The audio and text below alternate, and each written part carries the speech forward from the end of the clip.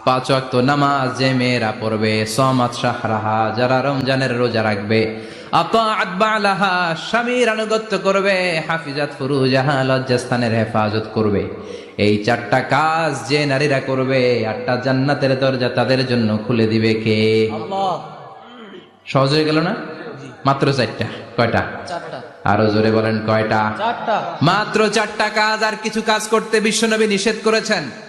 জামার উপর দিয়ে পারফিউম মেখে যেতে নিষেধ করেছেন মুহাম্মদ সাল্লাল্লাহু আলাইহি ওয়াসাল্লাম। আইয়ুমা ইমরাআতিন ইস্তা'তারাত, যেই মহিলারা পারফিউম মেখে বের হলো পুরুষদের দৃষ্টি আকর্ষণের জন্য, কিয়ামতের দিন জিনাকারিনীদের কাতারে ওদেরকে দাঁড় করাবে কে? আল্লাহ। অনেক মহিলারা আছে ঝাঁঝালো পারফিউম দেয়, আছে না? আছে। টেম্পুর মধ্যে বসাই যায় না, না?